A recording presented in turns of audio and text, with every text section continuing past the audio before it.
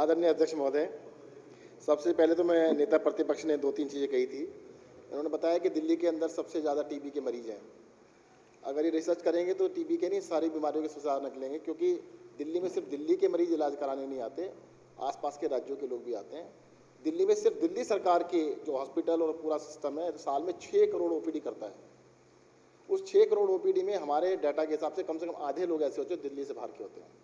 तो अगर इनको अपना डाटा ठीक करने की जरूरत है कि दिल्ली के अंदर जो इलाज कराने आ रहे हैं वो जरूरी नहीं दिल्ली के ही रहने वाले हों। दूसरा, एक इन्होंने कहा कि भाई अस्पतालों के अंदर 84% पैसा बच गया, खर्च नहीं किया। मैं इनकी जानकारी के लिए बता देता हूँ, सरकार जब कोरोना था तो कोरोना के लिए अलग बजट से पैसा खर्च कर रही थी। जैसे बुराड़ी हॉस्पिटल बोला इन्होंने, अम्बेडकर नगर बोला और द्वारका वाला हॉस्पिटल बोला। तीनों में, इंदिरा गांधी हॉस्पिटल द्वारका, तीनों हॉस्पिटल में जो पैसा खर्च किया गया था वो कोरोना बजट से किया गया था। जो उनके लिए बजट मुहैया किया गया था उसमें ज़्यादातर पैसा बच गया था, मैं मानता हूँ, परंतु दूसरे बजट से खर्च किया गया था। तो इनकी जानकारी के लिए मैं दुरुस्त कर देता हूँ कि पैसा 84% पैसा बचा के उन्होंने सबकी लिस्ट बना दी। दिल्ली सरकार ने हर जगह 84% की 80% बचा लिया, यानी 16% 20% में सरकार चल गई। अच्छी बात है, पैसा बचा। अध्यक्ष महोदय, सबसे पहले तो मैं उद्योग और व्यापार के बारे में 2-4 चीज़ें बताना चाहूँगा। माननीय उप मुख्यमंत्री ने दिल्ली होलसेल शॉपिंग फेस्टिवल, जैसे कि दुबई फेस्टिवल लगता है, पूरी दुनिया में फेमस है, उसी तर्ज पर होलसेल फेस्टिवल लगाने का जो विचार रखा है और उसके लिए 250 करोड़ रुपए का मुहैया किया। ये दिल्ली के व्यापार को बढ़ावा देने के लिए बहुत बड़ी एक चीज़ होगी, जिसमें कि लोग हजारों सैकड़ों साल से दिल्ली व्यापार का सेंटर रहा है, तो अलग अलग जगह से आके यहाँ पे व्यापार के लिए बड़ा काम कर सकेंगे। तो ये एक बहुत बड़ी पॉलिसी है जिसके लिए मैं उनके लिए बहुत धन्यवाद करता हूँ। इसी तरह दिल्ली बाजार पोर्टल जो बना रहे हैं उसमें 10 लाख व्यापारी, दिल्ली के सभी व्यापारी रजिस्टर्ड हो सकते हैं। सबसे बड़ी बात यह कि उनको अपने आप से कोई टेक्नोलॉजिकली एक्सपर्ट होने की जरूरत नहीं है, सरकार सब कुछ करके देगी उनको रजिस्टर्ड कराने के लिए कोई पैसा भी खर्च नहीं करना पड़ेगा। और जनता के लिए मतलब इतना बढ़िया सिस्टम बनाया गया है कि उसमें आप जाइएगा, मूव करते रहिए, कोई दुकान अच्छी रहेगी उसके अंदर चले जाइए, फिर उसके अंदर शॉपिंग भी कर सकते हैं आप। तो 24 घंटे शॉपिंग का एक्सपीरियंस आपको मिलेगा। ये शानदार शुरुआत होने जा रही है और ये शायद दिल्ली में नहीं, पूरी दुनिया में पहली शुरुआत है जो इस तरह की शुरुआत करने जा रहे हैं। उसके लिए मैं बहुत बहुत बधाई देता हूँ, धन्यवाद करता हूँ। बापरोला में 90 एकड़ के अंदर इलेक्ट्रॉनिक्स पार्क बनाने की जो योजना रखी गई है, ये दिल्ली के अंदर रोजगार बढ़ाने के अंदर बहुत बड़ी एक मील का पत्थर साबित होगी। इसमें काफ़ी बड़ा रोजगार पैदा होगा, इसके लिए मैं धन्यवाद करता हूँ। और 25 नॉन कन्फर्मिंग नोटिफाइड जो इंडस्ट्रियल एरियाज़ हैं उनको रीडेवलप करने के लिए जो आदरणीय मुख्यमंत्री ने कहा है, उससे सारे एरियाज़ के अंदर सीवर लाइन, पानी की लाइनें, सड़कें, जितना भी इंफ्रास्ट्रक्चर है उसको ठीक किया जाएगा, जिससे कि कम से कम 6 लाख लोगों को अतिरिक्त रोजगार वहाँ पे मिल सकेगा। और रोजगार के क्षेत्र में ये काम बढ़ाने के लिए मुझे लगता है बहुत बड़ी चीज़ है। दिल्ली के अंदर दिल्ली आम आदमी पार्टी की सरकार पिछले कई सालों से बिजली के ऊपर सब्सिडी दे रही है। 200 यूनिट फ्री है और 400 यूनिट तक का रेट आधा है। इस वर्ष भी आदरणीय उप मुख्यमंत्री ने 3250 करोड़ रुपए इस मद में दिए हैं, उसके लिए मैं उनका धन्यवाद करता हूँ कि ये बिजली फ्री बिजली आगे भी लागू रहेगी, उसके लिए बहुत बहुत धन्यवाद। दिल्ली सरकार की ओर से 600 वाटर बॉडीज़ दिल्ली के एनवायरनमेंट को ठीक करने के लिए, जो प्राय विलुप्त टाइप वाटर बॉडीज़ हो गई थी, जो कि गंदगी भर गई है उनके अंदर, डिसिल्टिंग हो गई है, उनको साफ करके फिर से रीजनरेट करने के लिए 750 करोड़ रुपए का प्रावधान किया है। ये बहुत बड़ा प्रावधान है जिससे दिल्ली फिर से एक जो जगह झीलों की नगरी बनने में कामयाब होगी और इसके लिए मैं धन्यवाद करता हूँ। साथ ही साथ 1797 अनऑथराइज कॉलोनीज के लिए सड़कें, नालियाँ, लाइटें, सब चीज़ें लगाने के लिए 1300 करोड़ का जो प्रावधान किया गया है। हमें आशा है कि आने वाले फाइनेंशियल ईयर में पूरा का पूरा ये काम अनऑथराइज कॉलोनीज का एक बार खत्म हो जाएगा। साथ ही साथ नजफगढ़ ड्रेन, जो कि एक समय में साहिबी नदी हुआ करती थी, नजफगढ़ ड्रेन के अंदर हरियाणा से 95 MGD वाटर, लगभग आप समझ सकते हैं 40 करोड़ लीटर पानी रोज गंदा पानी आता है। उस झगड़े को हमने छोड़ के गंदे पानी को हम खुद साफ करेंगे। उस पूरी जो नजफगढ़ ड्रेन है उसको फ्लोटिंग वेटलैंड, बिल्कुल नया कॉन्सेप्ट है, आज तक कभी नहीं किया गया। फ्लोटिंग वेटलैंड बनाए जाएंगे और फ्लोटिंग एरेटर लगाकर उसको इन सीटू ट्रीटमेंट किया जाएगा। साथ ही साथ दोनों तरफ की सड़कों को नया बना के जितनी भी खाली जगह बची उसको सौंदर्यकरण किया जाएगा और अपने आप में जो जगह सबसे गंदी थी अभी तक दिल्ली के अंदर सबसे, जिसको माना जाता था कि वहाँ पे जाना भी मुश्किल था, उसको दिल्ली के अंदर सबसे सुंदर जगह बनाया जाएगा। और उसके लिए इस बजट में 705 करोड़ का प्रावधान किया गया है। उसके लिए मैं उप मुख्यमंत्री जी का बहुत बहुत धन्यवाद करता हूँ। दिल्ली जल बोर्ड को दो बहुत ही महत्वाकांक्षी योजनाएं आदरणीय मुख्यमंत्री जी की अध्यक्षता में चल रही हैं। वो है, एक तो दिल्ली की सारी जनता को 24 घंटे पानी देना, इसके ऊपर काम चल रहा है, दिन रात काम चल रहा है। अभी तक दिल्ली में 915 MGD पानी की सप्लाई हुआ करती थी। अब पहली बारी इसको बढ़ाकर आज 995 MGD पहुंचा दिया गया है। ये पहली बारी ऐसा हुआ है कि पानी की सप्लाई को बढ़ाया गया है। और आने वाले 3 साल के अंदर हम वादा करते हैं मुख्यमंत्री जी को कि दिल्ली के सभी लोगों को स्वच्छ पीने का पानी 24 घंटे मुहैया कराया जाएगा।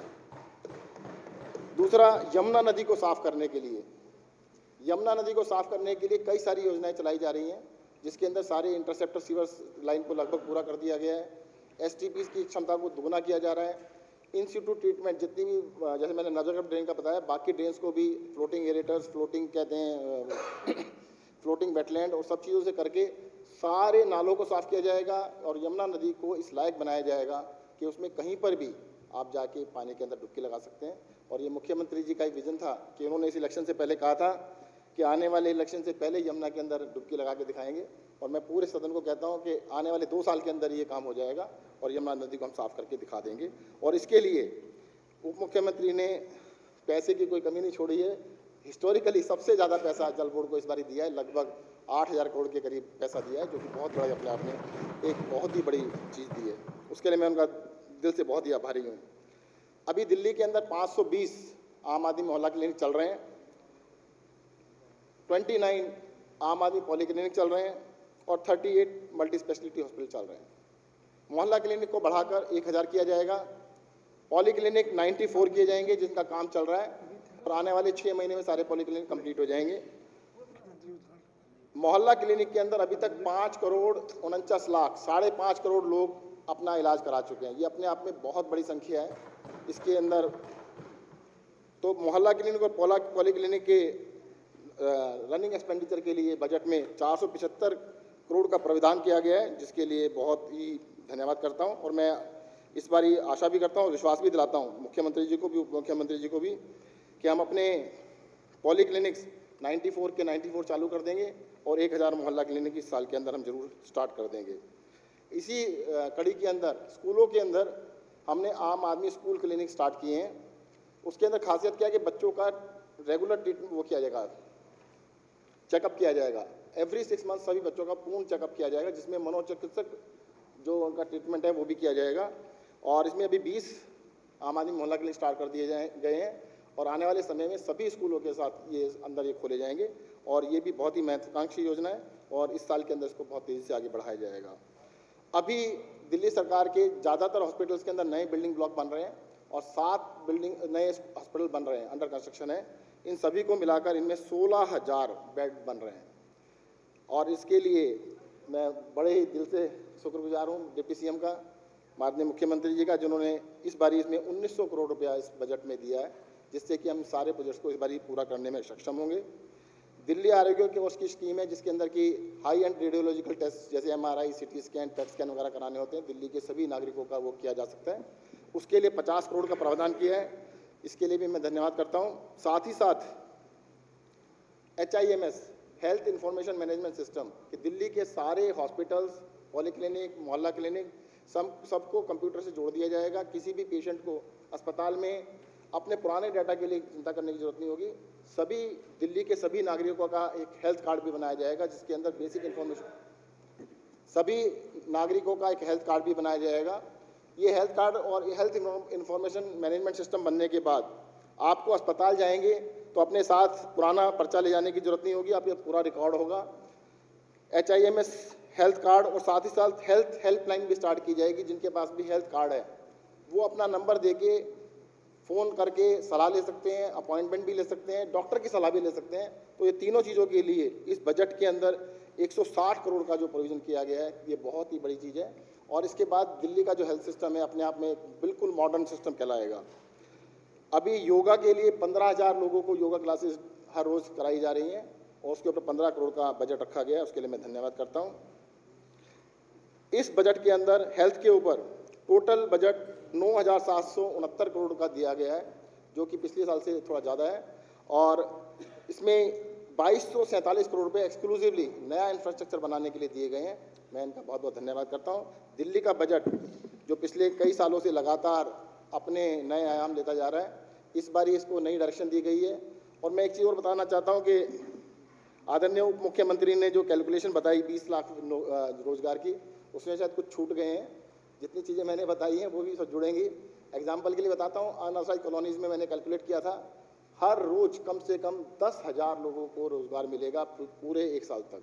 इसी तरह से अस्पतालों का ये निर्माण होने के बाद कम से कम 16,000 बेड के लिए यू नीड 80,000 लोगों की डायरेक्ट एम्प्लॉयमेंट होगी और कम से कम 1,60,000 लोगों की इनडायरेक्ट एम्प्लॉयमेंट बढ़ेगी। तो जितने भी इस बजट का, जैसे यमुना क्लीनिंग है, सीवर लाइन हम सब डाल रहे हैं, उन सब के ऊपर अगर देखेंगे तो ये इनडायरेक्ट एम्प्लॉयमेंट जो होगी लगभग 3 लाख लोगों की एम्प्लॉयमेंट इससे भी जनरेट होगी। धन्यवाद। जय हिंद, जय भारत।